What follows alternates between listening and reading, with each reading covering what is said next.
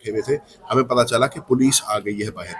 अब मैंने वही अर्ज पहले की है, मैं फिर वही अर्ज करूंगा कि हमने पुलिस से भी रब्ता किया। हमने कहा अगर आपको कोई मेंबर किसी केस में मतलूब है हमें बताएं, हम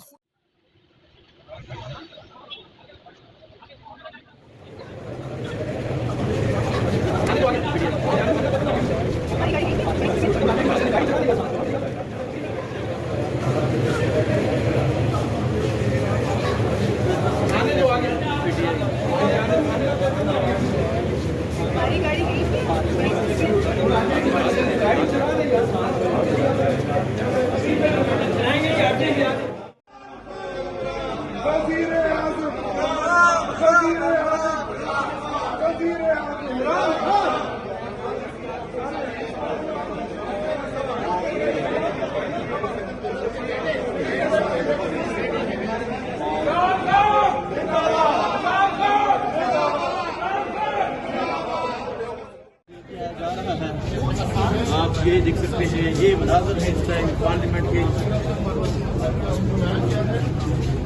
ये देख सकते हैं ये बाकी तमाम पार्लियामेंटेरियन को पार्लियामेंट में पहुंचा दिया गया है।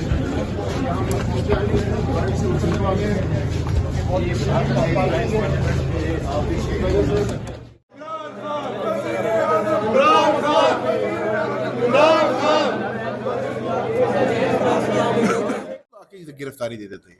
मैं वो बंदा हूँ जिसके ऊपर 46 दहशतगर्दी के मुकदमे हैं। मैं 8 जिलों में दहशतगर्दी अदालतों में रोज पेश होता हूँ। आप देखते हैं मीडिया से मैं रोज बात करता हूँ।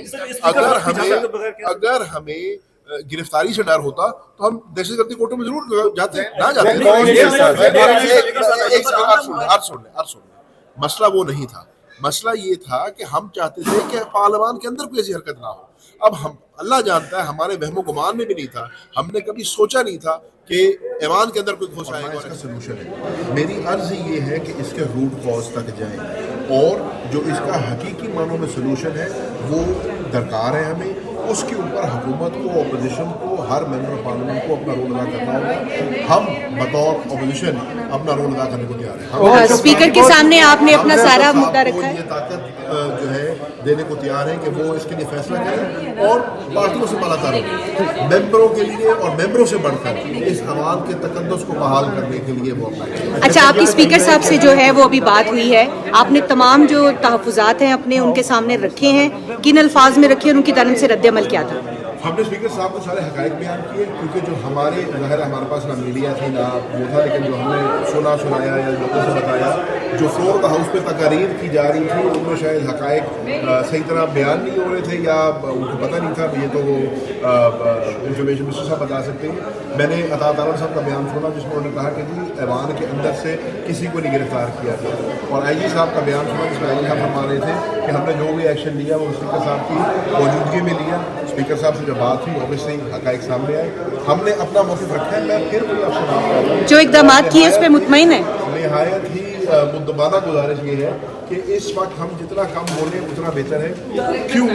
क्योंकि सियासत करने का बहुत अच्छा मौका है, पॉइंट स्कोरिंग के लिए बहुत अच्छा मौका है, लेकिन ना इस पर मैं सियासत करना चाहता हूँ, पॉइंट स्कोरिंग करना चाहता हूँ। मेरा मकसद एक ही है कि ये काम फिर किसी मेंबर के साथ नहीं होना चाहिए, और इसलिए हम जब तक स्पीकर साहब की फैक्ट फाइंडिंग मिशन का रिपोर्ट नहीं आ जाती इस पर मैं बहुत ज़्यादा डिटेल में अब आपने कहा बात की ताकतवर की कि इतने ताकतवर लोग हैं और ना इसका सलूशन है। मेरी अर्ज ये है कि इसके रूट कॉज तक जाएं और जो इसका हकीकी मानों में सलूशन है वो दरकार है। हमें उसके ऊपर हुकूमत को, अपोजिशन को, हर मेंबर ऑफ पार्लियामेंट को अपना रोल अदा करना होगा। हम बतौर अपोजिशन अपना रोल अदा करने को तैयार हैं। स्पीकर के सामने आपने अपना सारा मुद्दा रखा है। ये ताकत जो है देने को तैयार है कि वो इसके लिए फैसला करें और पार्टियों से बालातर हो, मेंबरों के लिए और मेंबरों से बढ़कर इस अवाम के तकद्दुस को बहाल करने के लिए वो अपना। अच्छा, आपकी स्पीकर साहब से जो है वो अभी बात हुई है, आपने तमाम जो तहफ़्फ़ुज़ात हैं अपने उनके सामने रखे हैं, किन अल्फाज में रखे हैं, उनकी तरफ से रद्द-ए-अमल क्या था? हमने स्पीकर साहब को सारे हकायक बयान किए, क्योंकि जो हमारे ज़ाहिर हमारे पास ना मीडिया थी ना वो था, लेकिन जो हमने सुनाया या लोगों से बताया, जो फ्लोर ऑफ द हाउस पे तकारीर की जा रही थी उनमें शायद हकायक सही तरह बयान नहीं हो रहे थे या उनको पता नहीं था। ये तो वो इंफॉर्मेशन मिनिस्टर साहब बता सकते हैं। मैंने अता तारा साहब का बयान सुना जिसमें उन्होंने कहा कि जी ऐवान के अंदर से किसी को नहीं गिरफ्तार किया गया, और आई जी साहब का बयान सुना जिसमें आई जी साहब फरमा रहे थे कि हमने जो भी एक्शन लिया वो स्पीकर साहब की मौजूदगी में लिया। स्पीकर साहब से जब बात हुई ऑब्वियसली हकायक सामने आए, हमने अपना मौक़िफ़ रखा है। मैं फिर वही आपसे बात कर रहा हूँ, जो इक़दाम किए उस पर मुतमईन है। नहायत ही मुद्दबाना गुजारिश ये है कि इस वक्त हम जितना कम बोलें उतना बेहतर है। क्योंकि सियासत करने का बहुत अच्छा मौका है, पॉइंट स्कोरिंग के लिए बहुत अच्छा मौका है, लेकिन ना इस पर मैं सियासत करना चाहता, ना पॉइंट स्कोरिंग करना चाहता हूँ। मेरा मकसद एक ही है कि ये काम फिर किसी मेंबर के साथ नहीं होना चाहिए, और इसलिए हम जब तक स्पीकर साहब की फैक्ट फाइंडिंग मिशन का रिपोर्ट नहीं आ जाती, इसमें मैं बहुत ज़्यादा डिटेल में मानता हूं। अब आपने कहा बात की ताकतवर की कि इतने ताकतवर लोग हैं। देखिए, सबक तो सबसे पहले उनको सीखना चाहिए जो एक दूसरे के साथ पिछले 40 साल से ये करते रहे। तो अगर इतने ही ये आजमूदा कार और तजर्बाकार सियासतदान हैं तो ये जुल्म क्यों कर रहे हैं। लेकिन पाकिस्तान तो छोड़े, साउथ एशिया और पूरे यूरोप और दुनिया की तारीख में शायद ऐसी मिसालें नहीं हैं कि पार्लियामेंटेरियंस को पार्लियामेंट हाउस से उठा के ले गए। ये एजाज भी, ये वर्ल्ड कप, ये सोने का कप भी नवाज शरीफ साहब और शहबाज शरीफ साहब उनके नसीब में था। बहुत से कप उनके नसीब में है। सुप्रीम कोर्ट पे चढ़ाई करना और हो सकती है अभी तक नहीं बुलाया गया, 1.5 घंटे से ज़ायद हो गया इजलास में। पता नहीं हुकूमत की, रियासत की हर वक्त तबीयत खराब होती है, घर से लड़के आते हैं, क्या मसला है। कल से स्पीकर साहब ने उनको हुक्म दिया है कि उनको लेके 11 सवा 11 बजे का इजलास शुरू हुआ पड़ा है, और ये इस वक्त कितने बजे हैं, ये 1 बजने वाला है। तो मुझे नहीं पता कि कानून पे अमल करने से इनकी तबीयत पे इतना बोझ क्यों पड़ता है। आपको लगता है हर गलत काम इनसे करा लो, बंदे उठवा लो, गायब करवा लो, रात को निकाब पहन के ले जाओ। और ये शहबाज शरीफ साहब और नवाज शरीफ साहब किसी को पता है किधर है। हमारे तो गंडापुर साहब के पीछे बड़े ड्रामे, 9 घंटे से नहीं है, 9 घंटे से नहीं है, और 72 घंटे से मुल्क का वजीर आजम गायब है।